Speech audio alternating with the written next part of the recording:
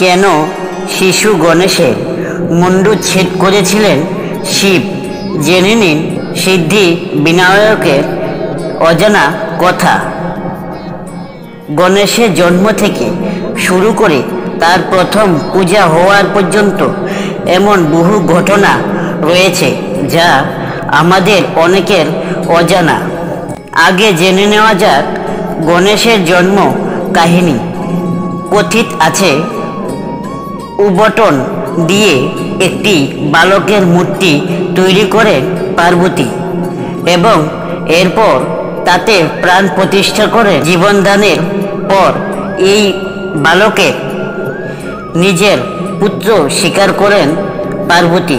শুধু তাই নয়, পরম শক্তিশালী এবং বুদ্ধিমান হওয়ারও আশীর্বাদ দেন তাকে। যে সময় গণেশের জন্ম হয় তখন শিব কৈলাসে ছিলেন না।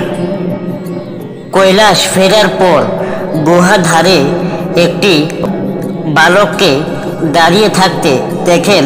সেই গুহাতেই ছিলেন পার্বতী। মায়ের আদেশ মেনে শিবকে ওই গুহায় প্রবেশ করতে দেয়নি গণেশ। ফলে গণেশের উপর রেগে যান মহাদেব। এরপরই দেবতাদের সঙ্গে গণেশের যুদ্ধ বাধে। একে একে সমস্ত দেবতাই গণেশের শক্তির সামনে পরাজিত হন।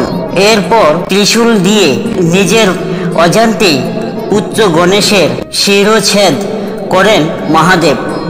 গণেশের মৃত্যুতে ক্রোধ পার্বতীকে শান্ত করতে অবশেষে গণেশের প্রাণ ফিরিয়ে দেন শিব।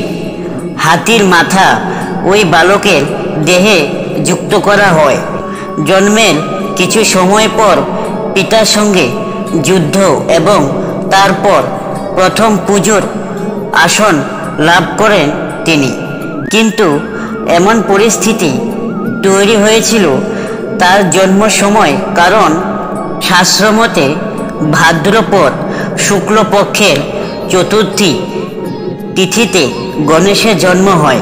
তাই শাস্ত্রে ভাদ্রপদ শুক্লপক্ষের চতুর্থীতে অত্যন্ত গুরুত্বপূর্ণ। এই দিনই সারা দেশে গণেশ চতুর্থী পালিত হয়। জ্যোতিষ শাস্ত্রে চতুর্থীকে রিক্তা তিথি বলা হয়েছে। সেদিন কোনো শুভ কাজ হয় না, কিন্তু সেদিনই গণেশের জন্মদিন হওয়ার চতুর্থীতে রিক্তা তিথির দোষ গ্রহে করা হয় না। তাই সমস্ত শুভ কাজ করা যায়। গণেশের কুতিতে লগ্নে বৃশ্চিক রাশি রয়েছে এবং মঙ্গল বিজয় বিরাজ করছে। এই ছিল গণেশের মাথা কাটা নিয়ে একটা সত্যি গল্প। তো বন্ধুরা, আপনাদের কেমন লাগলো তা কমেন্ট করে জানাবেন। ভালো লাগলে একটি লাইক করে দিবেন। দেখা হবে নেক্সট কোনো ভিডিও নিয়ে।